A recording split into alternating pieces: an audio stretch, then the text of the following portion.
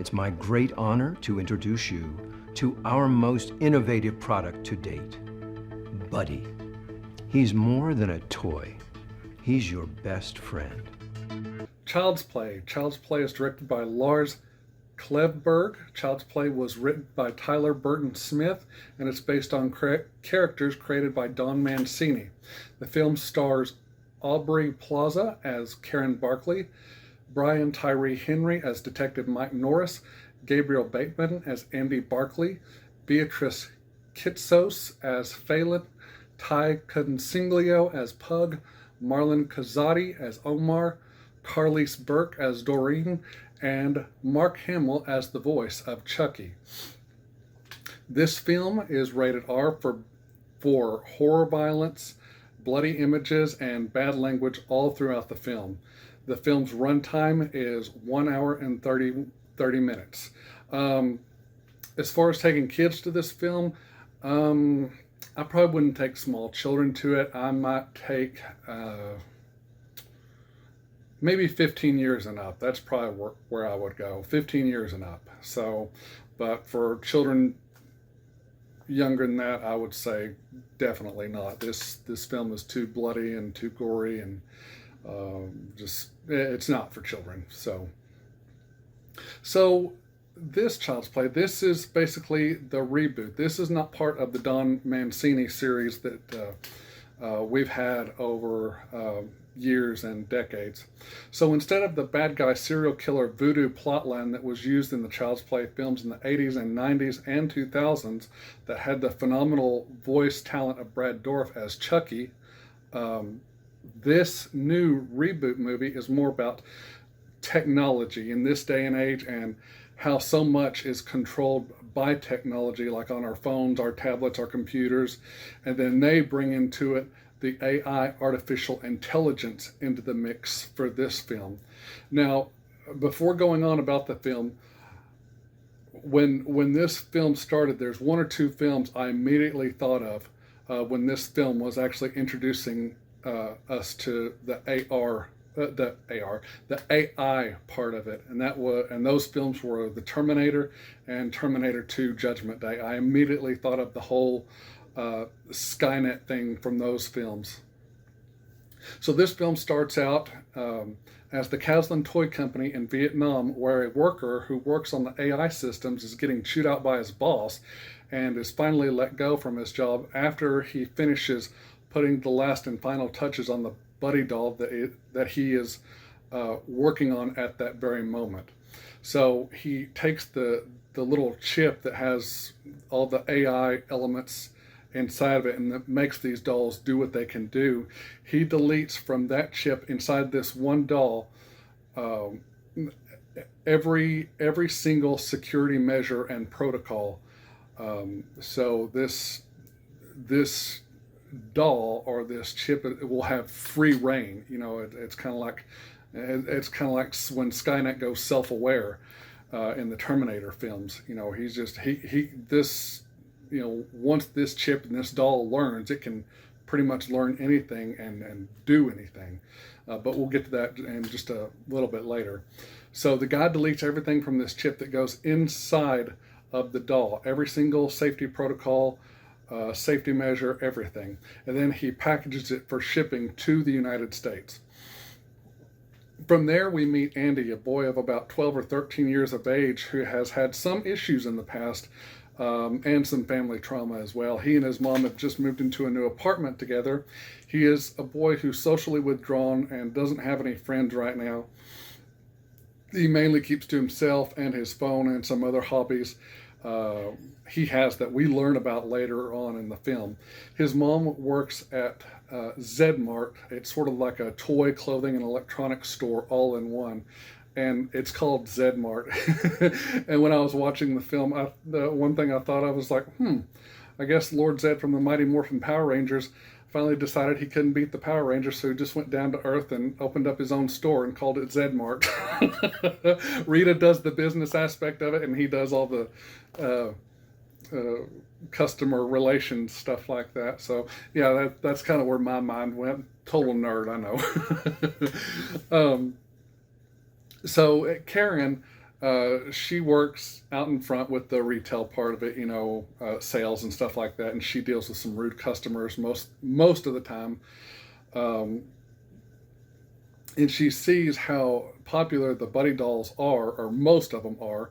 The several customers bring some back that are defective, and one that they think is defective, but it's really not. And she decides, since her son is so withdrawn, that she takes it home to surprise him and maybe kind of get him out of this funk that he's been in lately. So yeah, she after she learns what happens to the doll once it gets back to the manufacturer or the company, they just destroy it. And she's like, "No, not this one. I'm going to take it home to Andy." So Andy is given the doll, and he unwraps it, and he's kind of a little surprised at first, saying, "Mom, these dolls are for little kids." But he decides to give it a chance.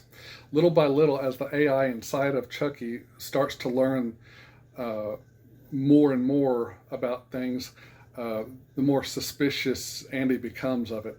Though we do learn more about Andy's past as he explains and shows things to Chucky throughout the film before all the hell breaks loose. We learn that Andy has a really good imagination, and he's a really talented artist, and he loves to draw.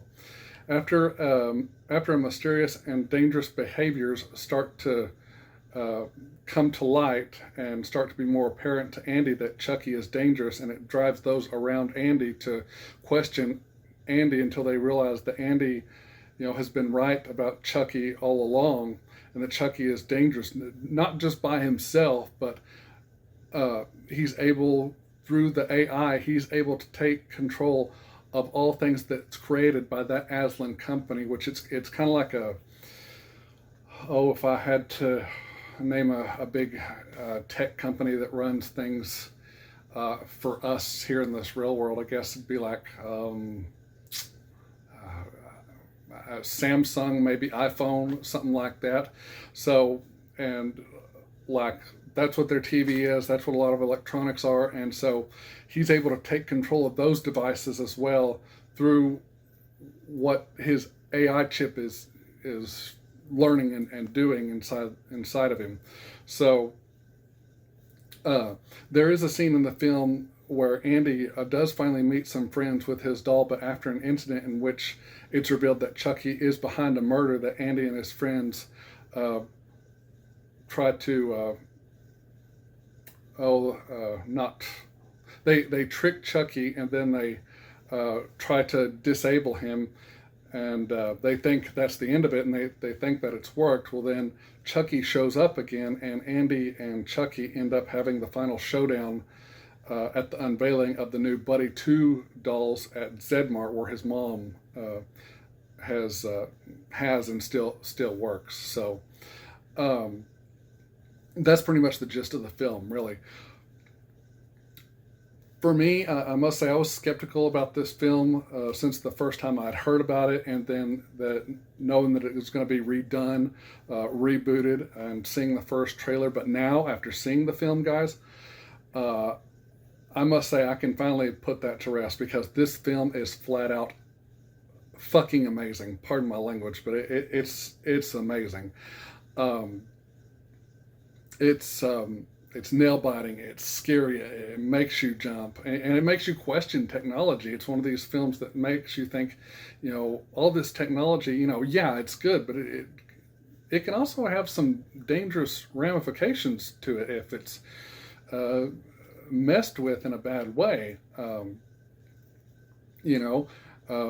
Like Chucky becomes self-aware, just like Skynet did in the Terminator films.